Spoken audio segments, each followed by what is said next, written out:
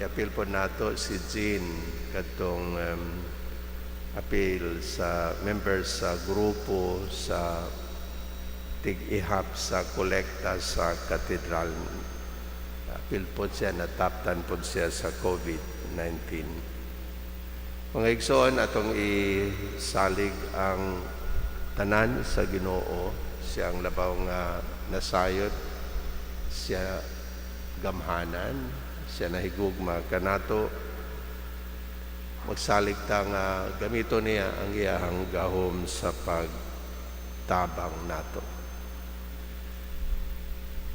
Magbantay gyud ta. Gahapon si doktor ko mi sulti sa amo ang meeting sa mga pari.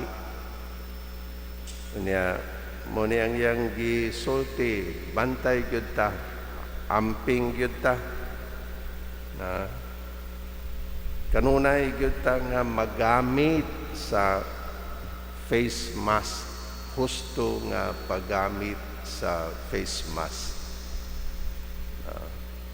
Tabunan ang tanan, dili lang ang baba, anhangtod ang ilong.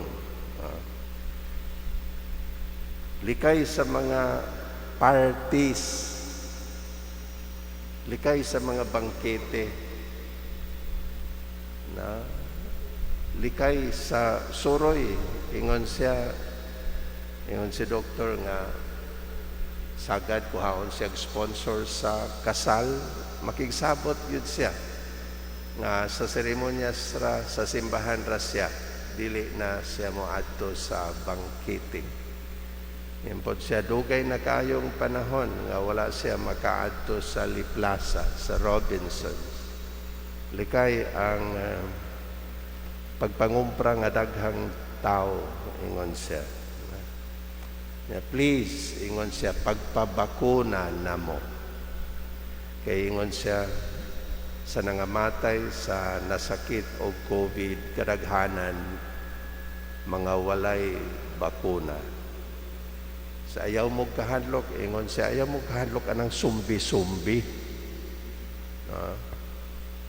Ug mahimong sumbi ang nagpabakuna, unya ikaw wala magpabakuna, tabangan kagkaon sa mga sumbi. Bantay lang mo, no? May masumbit ang tanan, no? Bitaw, sa ko nang giyon padayon ta nga mag-ampo, no? Sa katapusan nining tanan. Ari na ta sa Ebanghelyo. Doon ako no'y turista ba? Tourist. Ang may bisita sa balay, sa usa ka rabay. Kanibang rabay mo na siya ang expert sa balaod. Magtutudlo sa balaod. Pagsulod niya sa balay, sa rabay, natingala siya sa iyang nakita. Kaya may mga butang. Ang nakita niya dito, usara kagamay nga lamisa, usa ka lingkuranan, o pipila ka mga libro. Mora to ang nakita niya sulod sa balay. So, nangutana siya, Sir, asa man ang imong mga butang?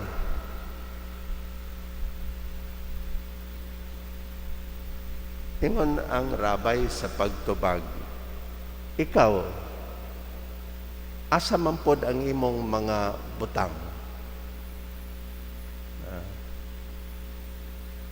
Ingon ang turista sa pagtubag, Sir, tourist man lang ko dinhi. Nagpanaw raman ko, milabay raman ko dinhi. Ang rabay mipahiyom og miingon, ako pod, tourist rapod ko. Lumalabay rapod ko. Tinood biya na, muna ang kamatuoran biya, kita, dinhi sa kalibutan, mga turista lang.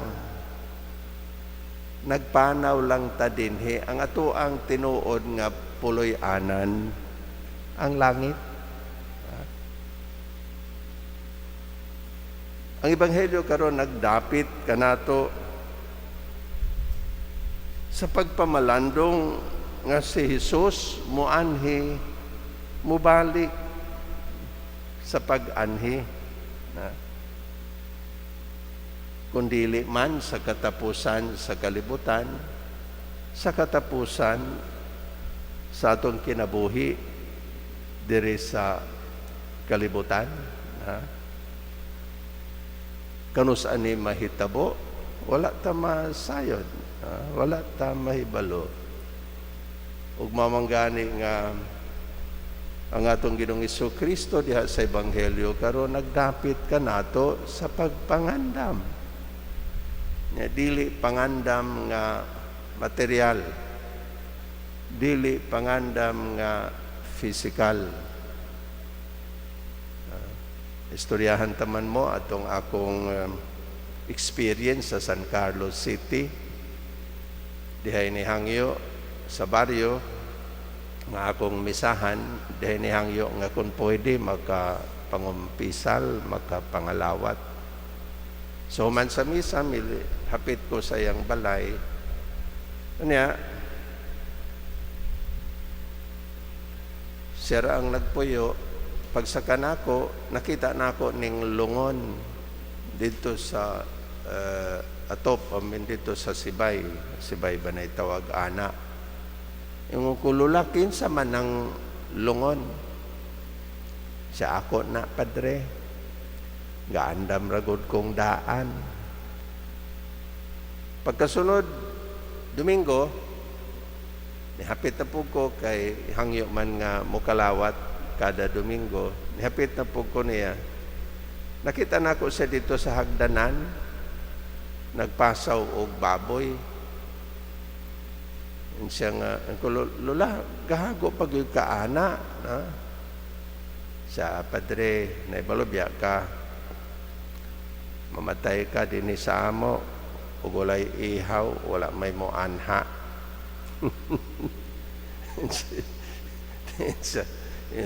Padre, pila man ang akong bayranan kung pagkamatay na ako, kuhaon ko nimo diri sa balay, misahan dito sa simbahan, niya ihatod sa sementeryo, pero ay pakyaw. May pakyaw. Kulula, ay nasa una-una, ana. Ipahiluna na lagi ka, unya. Kasi, pangandam nga, dili mo nga pangandam. Kaya ang pangandam nga, ipasabot, pangandam sa ato ang kinabuhi. No? Pag hanay sa atong kinabuhi, pagpahimutang sa atong kinabuhi diri sa kalibutan, pagpuyo og kinabuhi nga angayan og makapahimuot sa Dios. Naghisgot manggod ang ebanghelyo nga inig abot sa agalon, unta ang sulugoon andam.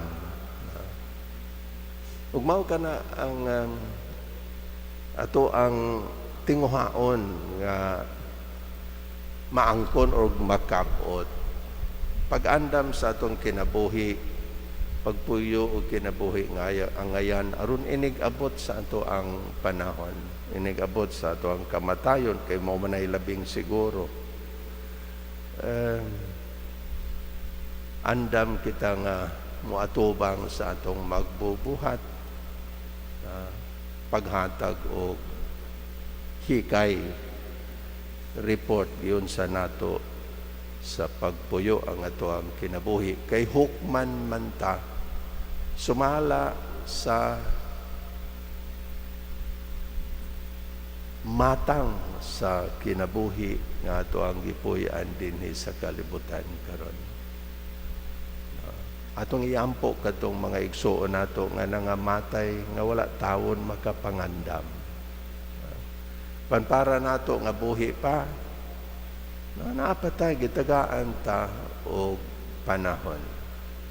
Nindot tong nasulat sa poster. Nindot pamalandungan ba? I shall pass through this world but once. Anything good, therefore, that I can do, or any kindness that I can show to any human being, let me do it now.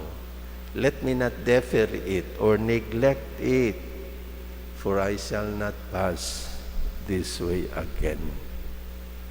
Amen.